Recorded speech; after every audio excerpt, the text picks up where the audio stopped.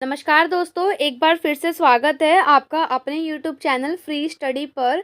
आज की वीडियो में हम बात करने वाले हैं यूनिट थर्ड का ये आपका पार्ट 4 होने वाला है, जिसमें हम पढ़ने वाले हैं दक्षिण अफ्रीका रंगभेद आंदोलन। जो दक्षिण अफ्रीका में जो रंगभेद की नीति थी, जो उसके खिलाफ जो आंदोलन हुआ, उसके बारे में हम पढ़ेंगे। ये आपका 6th सेमेस्टर, जिन बच्चों के पास हिस्ट्री है डिसिप्लिन के सब्जेक्ट में, उनके लिए ये वीडियो बहुत हेल्पफुल होने वाली है।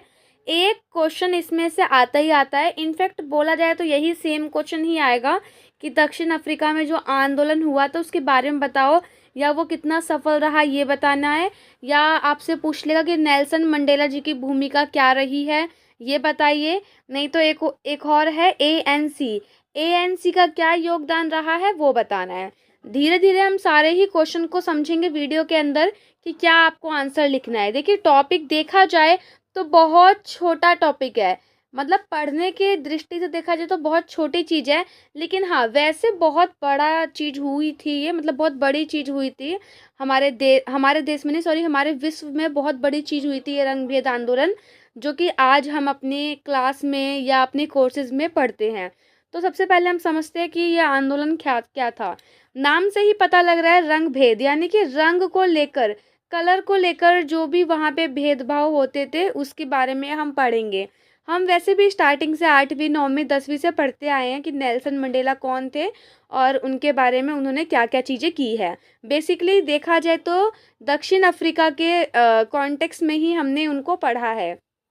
तो देखिए, 17वीं और 18वीं शताब्दी के दौरान यूरोप की व्यापारिक कंपनियां, मतलब जो व्यापारिक कंपनियां थी जो यूरोप की, वो दक्षिण अफ्रीका में आती हैं और दक्षिण अफ्रीका में कब्जा कर लेती हैं और उसे अपना उपनिवेश यानी कि उसे अपना गुलाम बना लेती हैं। कौन बनाता है? व्यापारिक कंपनियां, यानी यूरोप की जो कंपनियां होती हैं वो आती हैं दक्षिण अफ्रीका में और दक्षिण अफ्रीका को अपना गुलाम बना लेती हैं। ठीक है, उसके बाद देखिए, ये तो बस मैंने आपको थोड़ा सा लिखा है ताकि आपको समझ में आए कि दक्षिण अफ्रीका पर किसका अधिकार था, किसका गुलाम था, यूरोप का।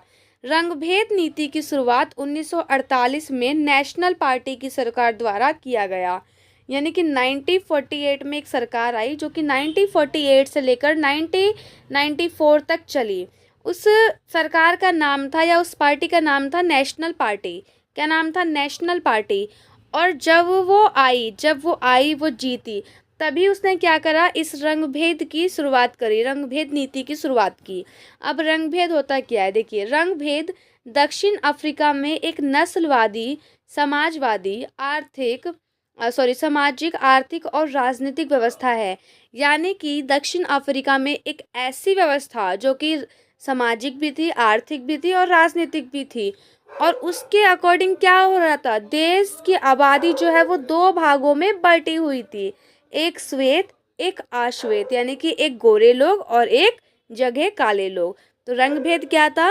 रंगभेद जो था वो दक्षिण अफ्रीका की एक ऐसी व्यवस्था थी जिसमें दक्षिण अफ्रीका को दो भागों में कलर के अकॉर्डिंग, यानी कि जो देखा जाए तो रंग के अकॉर्डिंग देश को दो भागों में बांटा गया था। सामाजिक, आर्थिक और राजनीतिक व्यवस्था थी, मतलब हर जगह पूरा समाज, चाहे वो समाज हो, चाहे वो आर्थिक देखा जाए आर्थिक दृष्टि से, या देखा जाए राजनीतिक दृष्टि से, तीनों ही दृष्टि से, यानी कि तीनों ही मिलाकर के ये एक ऐसी व्यवस्था थी। अगर हम देखें पॉलिटिक्स में, तो पॉलिटिक्स में भी ये व्यवस्था थी। देखा जाए आर्थिक स्तर पर, तो वहाँ पर भी ये व्यवस्था थी। सामाजिक स्तर पर देखा जाए तो तब भी वो व्यवस्था थी। कौन सी व्यवस्था? रंगभेद की व्यवस्था। तो रंगभेद जो थी वो एक ऐसी सामाजिक, आर्थिक, राजनीतिक व्यवस्था थी जो दक्षिण अफ्रीका को दो भागों में बांटती थी, यानी कि जो दक्षिण अफ्रीका में जो लोग रह रहे थे उनको दो भागों में बांटती थी। अब देखिए, जो रंगभेद की नीति जो आई थी, नीतियाँ क्या क्या थी? बहुत सारी नीतियाँ थी, लेकिन मैंने शॉर्ट फॉर्म में लिखा है। आपको बोला जाए तो सब हेडिंग दे करके मैंने यहाँ पे यूज़ करके लिखा है, आप इसको एक्सप्लेन करके लिखेंगे। देखिए, आश्वेत को मतदान देने का अधिकार नहीं था। रंगभेद वाली जब नीति आई, रंगभेद की प्रणाली की जो नीति आई, तो उसमें ये बोला गया सरकार के द्वारा कि जो गोरे लोग नहीं हैं, मीन्स जो काले लोग हैं, उनको वोट देने का अधिकार नहीं होगा। सभी क्षेत्रों में विभाजन किया जाएगा, चाहे वो विद्यालय हो, चाहे वो सड़क हो, चाहे वो अस्पताल हो, चाहे या वो कोई भी चीज़ अदर चीज़ें हों। आंगनवाड़ी बोल सकते हैं, मीन्स आंगनवाड़ी एक बहुत छोटा एग्जाम्पल है। बड़े बड़े स्तर पर जो भी एग्जाम्पल होते हैं आप उनको लिख सकते हो। विद्यालय, सड़क, अस्पताल, मार्केट, और इसके अलावा क्या लिख सकते हो, हॉस्पिटल तो लिख ही दिया है। इसके अलावा और भी कुछ कुछ चीज़ें थी, मतलब बहुत, जितने भी हम अपने डेली बेसिस पे जो भी चीज़ यूज़ करते हैं हर जगह विभाजन हो रखा था। उसके बाद संघ बनाने और विरोध करने पर प्रतिबंध मिश्रित, यानी कि सॉरी यहाँ तक है, मिश्रित तक नहीं है, ये आपका संघ बनाने और विरोध करने पर प्रतिबंध लगा हुआ था। यानी कि कोई भी, मान लीजिए 4 काले लोग मिल गए या 4 अश्वेत लोग मिल गए। अश्वेत का मतलब ही होता है जो श्वेत ना हो, अ लगने का मतलब ही होता है कि वो चीज़ वो नहीं है। अश्वेत बोले या काले बोले, बोथ आर सेम। तो संघ बनाने और विरोध करने पर प्रतिबंध था। मान लीजिए 4 जो है अश्वेत लोग मिल गए और उन्होंने ग्रुप बना लिया, तो ग्रुप बनाने पर विरोध था, क्योंकि जाहिर सी बात है ग्रुप बनाएंगे तो क्या बातें करेंगे। लड़कियां होती हैं, 4 लड़कियां अगर इकट्ठा बैठ जाएं या 4 औरतें संग में हो जाए तो क्या करेंगी, बातें ही करेंगी इधर उधर की। ऐसी अगर 4 अंकल साथ में बैठ जाएं तो क्या करेंगे, बीजेपी की बात करेंगे, आम आदमी सरकार जो पार्टी है उनकी बात करेंगे। मतलब वो तो अपनी न्यूज़ वाली बातें करते हैं, लेकिन औरतें क्या बातें करेंगी, वो इधर उधर की बातें करती है, इनकी लड़की फलाने की लड़की ढिकाना, ये सब है ना। तो इसी टाइप से जब 4 अश्वेत लोग इकट्ठा होंगे तो वो क्या बात करेंगे, वो यही बात करेंगे ना कि भाई हम पे जुल्म हो रहा है, हमें अधिकार चाहिए, चलो हम लोग आंदोलन करते हैं। तो वहाँ की सरकार को पता था कि ये लोग ऐसा करेंगे, तो उन्होंने पहले ही बोल दिया कि कोई भी ग्रुप बनाकर कहीं पे भी नहीं रहेगा। अगर कोई ग्रुप बनाकर खड़ा होता है तो उस पर प्रतिबंध लगाया जाएगा, मतलब ग्रुप बनाना विरोध था, ठीक है। उसके बाद जो मिश्रित है ये नीचे आएगा, यहाँ पर मिश्रित विवाह का निषेध। कई बार देखो यहाँ पर क्या है, आपने लव मैरिज जो है सुनी होगी, आज के टाइम पे बहुत ज़्यादा मतलब हो रही हैं, लव मैरिज सुनी होगी। तो वहाँ पे भी ऐसा होता था, जैसे मान लो कि एक सोसाइटी है, वहाँ पे गोरे काले लोग रह रहे हैं, यहाँ पे गोरा काला गोरे काले लोग रह रहे हैं। अब लोगों को मतलब आपस में प्यार भी होता है, देखा जाए तो गोरे काले लोगों को आपस में, ऐसा तो है नहीं कि भाई वो अपने गोरा देख के ही प्यार करेंगे, या वो देखेंगे लड़की का रंग काला है तभी मैं मतलब उससे, जो भी है आप समझ रहे हो ना। तो इसी टाइप से था। तो वहाँ पर अगर कोई भी लव या अरेंज मैरिज करता था, किसमें, गोरे गोरे के साथ ही हो सकती थी, काले काले के साथ ही हो सकती थी, यानी कि लड़की भी जो है वो काली ही रहे, लड़का भी काला, लड़का गोरा तो लड़की भी काली। तो ऐसी मैरिज थी। लेकिन जो मिश्रित मैरिज थी, यानी कि बोला जाए देखा जाए तो काली लड़की को गोरे लड़के के संग प्यार हो गया और वो लोग चाहे शादी करना, तो वहाँ पे वो चीज़ पॉसिबल नहीं थी। तो इतना ही एग्जाम्पल समझो, बाकी इसको समझाने की ज़रूरत नहीं है, आप बहुत इंटेलिजेंट हो, समझ तो गए ही होगे। तो मिश्रित विवाह का निषेध था वहाँ पर, ठीक है। उसके बाद अश्वेतों के पास जमीन संपत्ति रखने और किराए पर लेने पर प्रतिबंध था। यानी कि जो काले लोग थे ना, उनके पास ये भी राइट नहीं था कि वो नई ज़मीन खरीद सके, या वो कहीं कहीं किराए पर कुछ लेके कर सके, या वो अपने पास से ज़्यादा पैसा रख सके। तो इस टाइप के उनके पास कोई भी अधिकार नहीं थे। इसके अलावा और भी कई सारे अधिकार हैं, या और भी कई सारी नीतियाँ हुई हैं। ये मेन मेन नीतियाँ हैं जो कि मैंने आपको यहाँ पे लिखवाई हैं। उसके बाद चलो ये तो चलता गया। अब यहाँ पे कहानी आपकी शुरू होती है नेल्सन मंडेला जी पर। अब जब आप पेपर में लिखोगे तो जैसे मैंने लिखा है वैसे ही लिख के मत आना। नेल्सन मंडेला के बारे में ना कुछ कुछ बताना कि इनका जन्म यहाँ पे हुआ था, इन्होंने पढ़ाई यहाँ से की, और यहाँ पर अगर जो भी बच्चा किसी भी कंपटीशन एग्ज़ाम की तैयारी करता तो उन्हें पता होगा कि नेल्सन मंडेला जी को 2 पुरस्कार दिए गए हैं। एक नोबल पुरस्कार दिया गया है, नोबल प्राइज़ मिला है। दूसरा उन्हें भारत रत्न से भी सम्मानित किया गया है, भारत रत्न से भी सम्मानित किया गया है नेल्सन मंडेला जी को। तो उनको 2 प्राइज़ मिले हैं, इसके अलावा भी मिले होंगे, वो आप लिख लेना। वो आप लिख सकते हो कि नेल्सन मंडेला को भारत रत्न द्वारा सम्मानित किया गया है और साथ ही इन्हें नोबल पुरस्कार भी मिला है। तो यहाँ पर उनका थोड़ा बायो लिख देना, ताकि जो आपका चेकर हो, जो टीचर हो वहाँ पे उनको थोड़ा अच्छा लगे पढ़कर, ठीक है। फिर उसके बाद यहाँ पे लिखना अफ्रीका नेशनल कांग्रेस, यानी कि अफ्रीका नेशनल कांग्रेस, यानी कि यही है ANC, एक ऐसी पार्टी जिसका नाम था अफ्रीका नेशनल कांग्रेस। ये एक राजनीतिक पार्टी थी।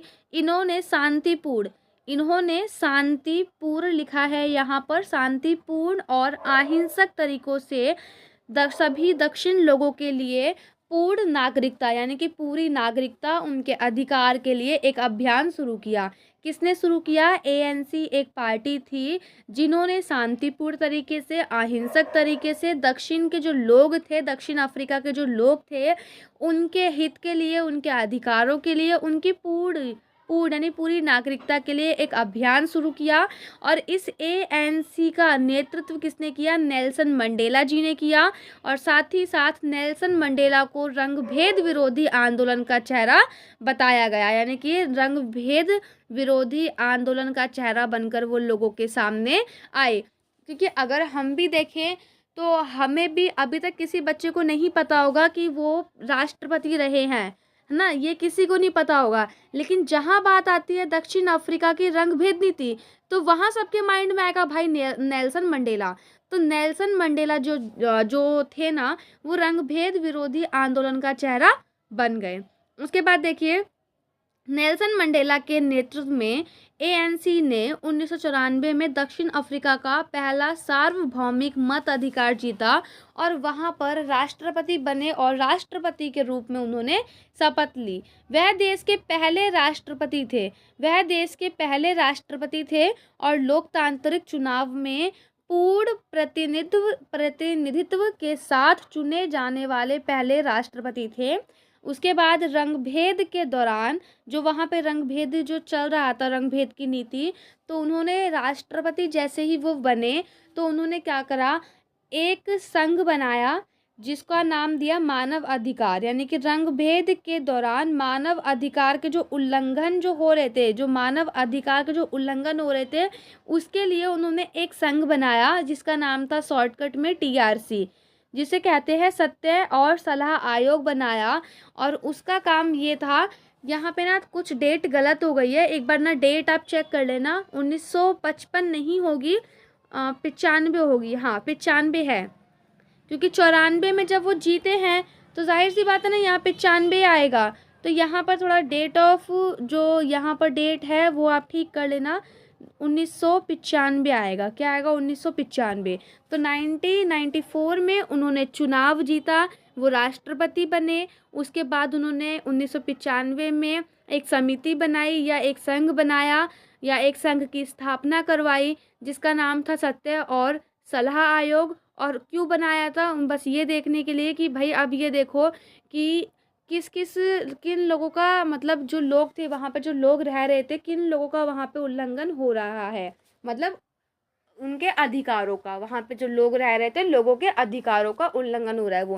क्योंकि अब जब जाहिर सी बात है राष्ट्रपति वो बन ही गए तो पहला काम तो वो क्या करेंगे, जितनी भी नीतियाँ हैं सबको ख़त्म